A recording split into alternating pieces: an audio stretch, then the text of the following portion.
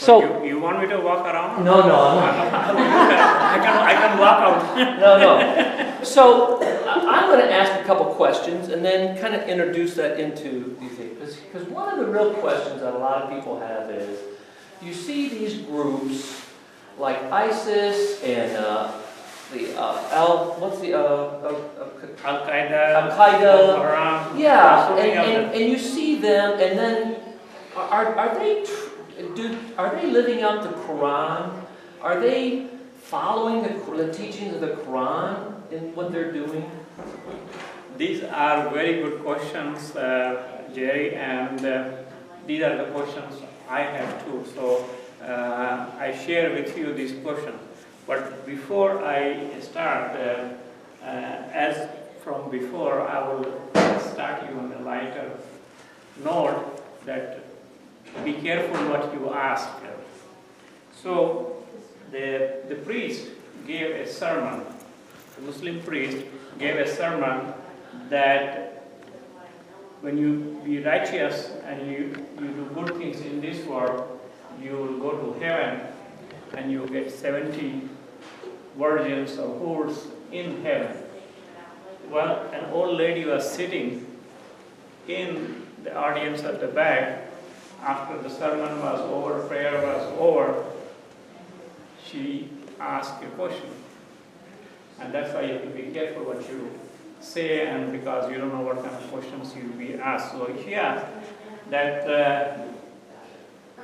sir, I heard your sermon, the good man will go to heaven and will get 70 whores. I am also a good woman. When I go to heaven, hopefully, what do I get? And the priest had no answer. He thought, and he said, after thinking, that, man, you are going to get your husband in the heaven. And she said, the same guy I have been living for last 50 years, if I'm going to get him again, I'm not going to that heaven. So, anyway, as I say, I have thought about all these questions, and the book is going to be revised, and you will get another edition when I have time to revise it. And I ask this question myself and write it down and ask other people, and that's how. I'm not a scholar, not a imam, or just an average physician practicing daytime, taking care of people. But I answer because these are good questions. So the question number one is about ISIS and all these outfits. I think I was here when Professor Carlson gave the speech. I got his book, I read it, and I think he's coming back, but I will be out of town. These outfits, really, I don't know the answer to that. I think they are self-declared evangelists or something, that they decided on themselves that they are the most righteous, everybody is wrong. So they are not just fighting against one group versus other.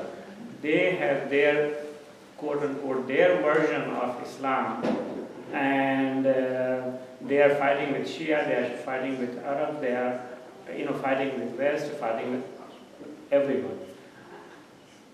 I don't know how to describe them, I never met one of them, but I think that they are brainwashing our younger people to join them, and that's why we are getting involved. If you and my child is involved in ISIS, that would be a disaster.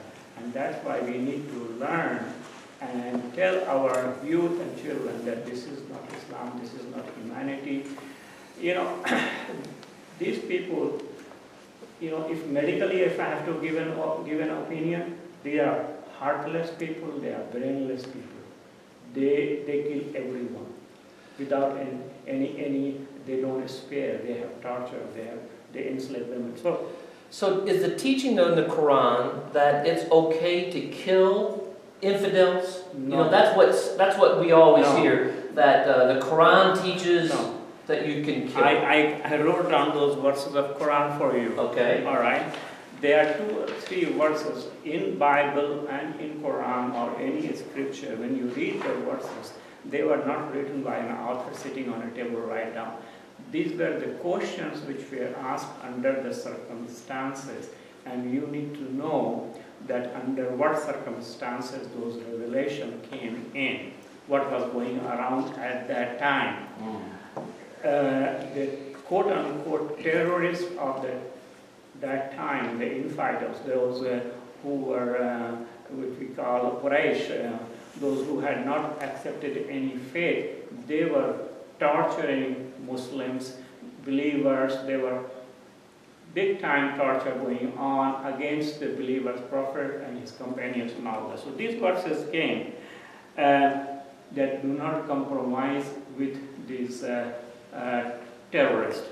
Fight in the way of God with those who fight with, but do not exceed the limit, as God does not love those who exceed the limit. So fighting was allowed to fight the terrorists, who were oppressing them. Drive them out from there where they drove you out. Like if they were exiled, and the believers were exiled, and the worst came to you, drive them out. Fight with them till there is no persecution. If they did desist, then there should be no hostility except against the oppressor. So these verses of Quran, this is chapter 2, verse 190 to 193, and I have a copy of Quran, I can read it to you. These came at that time.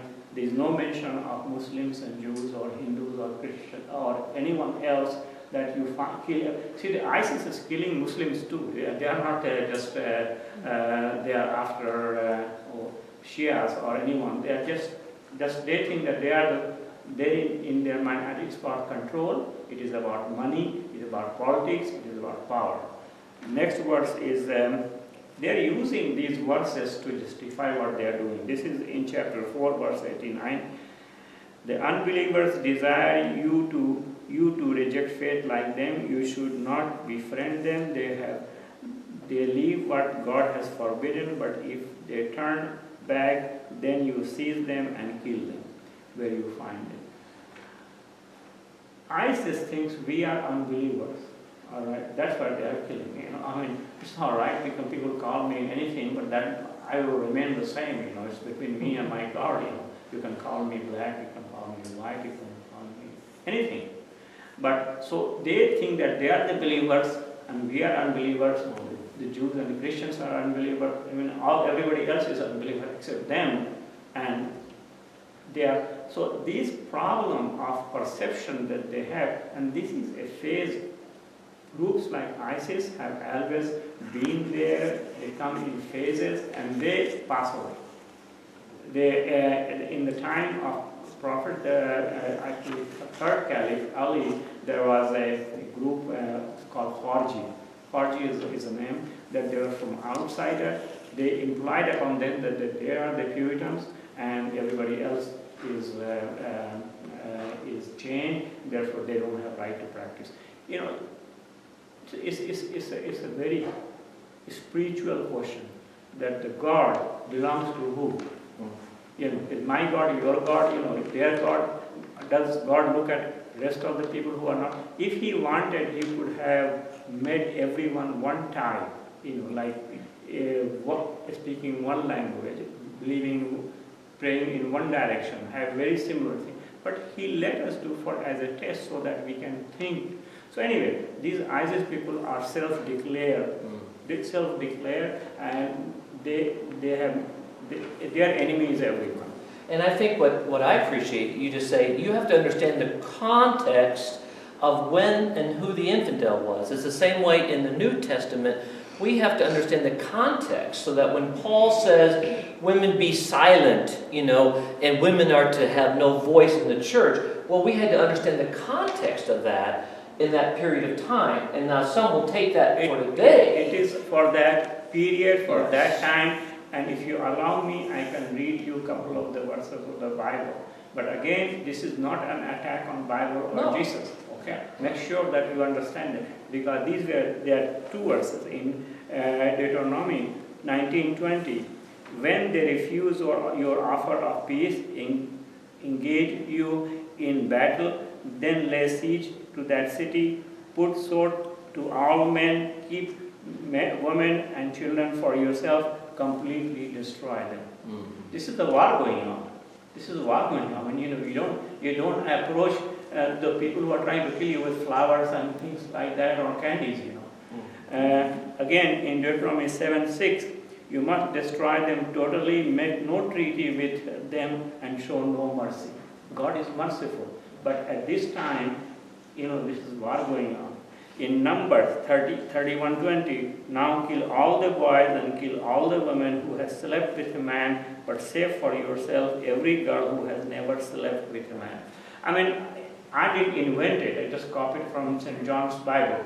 The point is this, that we have to look at this scripture at the context of they were revealed and they were a war and there was orders for rules of the war at that time, and therefore it does not apply. Okay. Now, we have a couple questions I saw, so go ahead, you were writing, go ahead and ask your question if you would. Just by lack of knowledge, but is this like Hitler in the Holocaust? Do they have just one leader, or do they have many in Islam? Is there just one leader in Islam? No, well, in ISIS. In ISIS, first of all, Hitler was probably not alone. There were other people who helped him, in whatever he was doing, but he was again mentally strange, what his thinking was. And same way in ISIS, they say that there is a person, I've never heard his name before, nor I haven't seen him. There was this Baghdadi or someone by his name. I was told, I read somewhere, that he was actually a prisoner. He was one of those Assad's Ba'athist party leader who was in prison. And in the prison, he changed and became, when he got out, he wanted to take a revenge. So there is quote-unquote one leader, but he's attracting other people who think like that let's do this, let's prove that we are, and he has given a name. All these things does not have some patience. They should be dealt as they are criminals, because that's what they are doing, crime. In few years they will be gone, nobody would remember. Nobody would remember. There were a lot of things which were happening in the history in the past people don't remember. PLO, when it was formed, there was a war wing of the PLO. It's called Al-Fatah. When I came to Indiana, Al-Fatah of the PLO was the most dangerous. And their leader was actually a Christian, George Habash. So what I'm saying is that who knows what George Habash is or what happened to PLO now. So these are the phases in the history. History is long, and they will be long. They will not last, because there is no basis for them. Myrna, did you have a question back there? I'm trying to make notes. Oh, okay. Did somebody else have a question that they wrote? I do have, he was quoting about taking the context of the words in the time they were written. Right. It's like in the Bible, in the Old Testament, there are many times of violence against other people. Right. But I don't know, right. I think that we've forgotten about those times of violence because we know through the years things changed, the New Testament, and Jesus came to overcome those kinds of violence. Right. And is that the same way it is in the Quran? That there were times when it was different and there was killing allowed? Killing is never allowed of innocent people. If you were here last Sunday when I was giving the PowerPoint presentation, there is a verse in Quran which says that anyone who has killed one life in lieu of murder, as if he has killed the whole mankind, and if he has saved one life, it is as if he has saved whole mankind. This is a very well known in chapter 5 verse 32. You have to read any scripture. Let's not talk about Bible because you know Bible very well. Let's talk about Quran. You have to read any scripture, not only in the context it was revealed, but also the whole scripture. For example, there is a verse, come not to prayer if your mind is befogged. This was the first revelation about alcohol, against alcohol, that you don't come to prayer when you are drunk, because you don't know what you are talking, but you don't know what you are hearing, you don't understand completely. So come not to prayer with your mind befogged. Now, if you take a half of the sentence, let's say the Quran says, don't come to the prayer at all. Same thing is in many areas. You have to translation of a original language, whether it's Arabic or Aramaic, or it is just a translation. Translation will change. So you have to look. I'm not an Arab, but in order to understand Quran, and I know some Arabic, but I have to have 6 different translation book or explanation book, try to understand one part, and how they were really, who said what, who interpreted what. Then I come to the conclusion. Now these ISIS people hardly, or anyone, hardly know their own language or understanding, or they have spent time in trying to understand, and they take up the sword and say, I will do this. Who cares? Right. Yeah. So let me go for another question, because it's the same thing about how we use scripture or not in the Quran. The jihad. We hear people say there's a holy jihad against the West. And they call for jihad. And is that in the Quran, a teaching of jihad? What is jihad? Okay, very good question, very pertinent. Again, it is mentioned in that booklet, there's a whole section. Jihad word is translated is from jihad. Jihad means struggle. Jihad the fi sabilillah, strive in the cause of God, bi amwalakum, with your money, wa anfasakum, and with your person. So jihad means a striving. A striving is internal and external. Internal jihad is if someone gives you temptations to do something wrong, and you fight yourself to overcome that temptation, whatever that temptation may be, that's a jihad. Okay?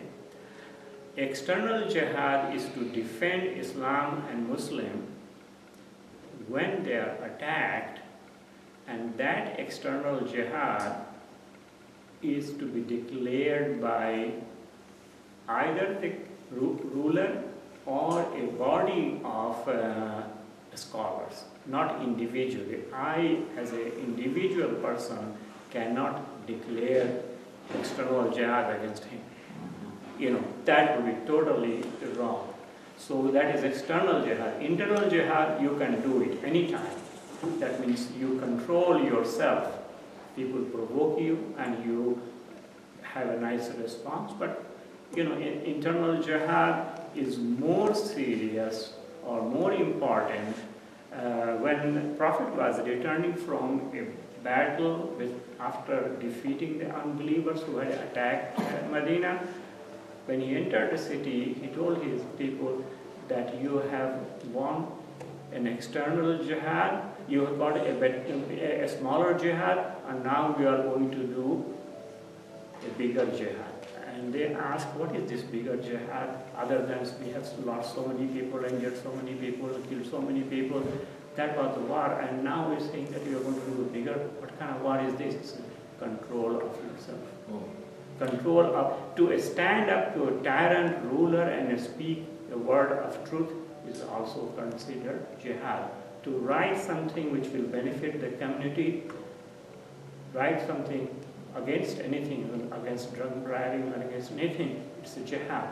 To, what Jerry is doing, you are all doing, taking you could have done something else this morning. You could have been shopping, you could have been sleeping, you could have been enjoying with your family in your garden, now you come to church. That's jihad. You are doing jihad. So, now these people who use the word jihad against everyone else have no concept of jihad. Jihad has to should be ordained by the ruler. If the nation is attacked and then it becomes, so they have to pick up the arm in defense. It is parallel to the just war in Christianity. Now, their perception is that women in Islam are pressed down, because you see in some cultures, how women are treated in some Islamic cultures. Is that the culture that sets that, or is that in the Quran that women are to not to be equal with men, or to be mistreated? Very good. I know the answer to it. No, it's a very good question, but it is a perception, and it is a very good observation that women are treated inferiorly in some of the culture. And again, for any question, I can give you an hour-long answer. I know. But this is not from Quran. One of the lady companion asked this very interesting question. I mean, most of the Muslims do not know this question or the answer they may know. The question was Quran revealed to men, and women got to men, and did women got from the men? Then this was actually one of the wives of the Prophet who asked this question. So then the response came in the revelation next day that men and women are equal in all acts of piety, in charity, in prayer, in hajj, in fasting, and they get equal reward. Women do not get double punishment for any crime that the men have committed. They get the same thing. What happened that in spite of all the equality that was given in Quran at that time, we're talking about 1436 years ago, when there were no equality in the pagan culture for women were considered, this is before Islam, as a property. When the father died, his wife became the property of the son for marriage and inheritance and everything. So when women were given all the equality, to right to divorce, right to take their response, then the colonial war started, and from all over the world, from Europe to Asia to Africa, Muslim men put their women in the house for protection, and that's how the colonial culture started, and that still goes on. And it's that way within the Christian tradition, because we would say that all are equal, that Jesus treated them, but even because of our culture, in certain Christian nations, and even in this nation for the longest time, women still do not get equal pay, I'll give you just little examples. Recent example, I was visiting St. Beach Grove Monastery, where Sister Maggie is my friend. Beach Grove, St. Benedictine Center. Yeah, Okay. She showed me the whole church and everything, altar, and on the altar they would put my book and her book, and they put holy water, on both books, so we become holy. But the point was that she was telling how the nuns were treated long time ago, what they dressed, how they were not allowed to touch Bible, women were not allowed to give sermons. What is this? Is it from Bible? If you look at the Jewish tradition, the same way, when the women, they had their monthly, those 5 days, they used to kick the women, and men used to go out, live on the, rabbi used to go on the roof, because women, Hindus, the same way. If they won't eat the food from. So this is a human culture, and this is a man's culture. Okay.